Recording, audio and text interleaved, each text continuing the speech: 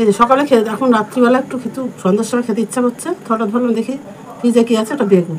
সেই বেগুনটা কাটার পরে দেখছি যে পোকা। তা যাই হোক, দেখি কিছু পাওয়া যায় কিনা। ও এই যে একটুখানি ধারে পোকা।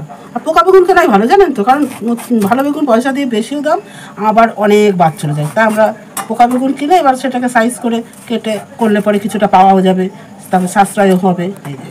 এই ছোটো ছোটো করে করবো, তাতে সুবিধাও হবে, ভাজতেও সুবিধা হবে। আবার এই যে বেগুনটা কেটে ধুয়ে নিয়ে আসলাম। এবার এখানে একটু সামান্য লবণ দিয়ে মাখিয়ে রাখবো। এই সামান্যই লবণ দেবো, কারণ বেসনও তো আবার দেবো, তাই একটু তাহলে একটু নরম হবে। হয়ে গেলো, রেখে দিয়ে দেখি একটু বেসনটা একটু বেশি পরিমাণে দিতে হবে। আর এটা মুচমুচে করার জন্য একটু চালের গুঁড়ো দিচ্ছি।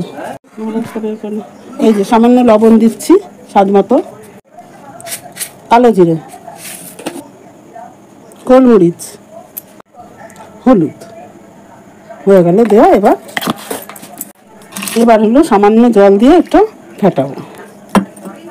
এই যে বেসনটা এইরকম গোলাতে হবে, এই দেখুন একটু গাঢ় থাকবে। এই দেখুন, এই যে গোলানো হয়ে গেছে। এবার আমি কড়াইটা বসিয়ে দেব। কড়াইতে সাদা তেল দিয়ে দিলাম, দুটো শুকনো লঙ্কা একটু কুচি কুচি করে এই তেলে দিয়ে দিলাম। তেলটা ভাজা থাকবে, ওতে বড়াটা ভাজলে তাহলে সে বড়াটা একটা আলাদা ঝালও হবে না, ঝালের একটা স্বাদ থাকবে। এই যে বেগুনটাকে গুলিয়ে তেলে দিয়ে দিচ্ছি।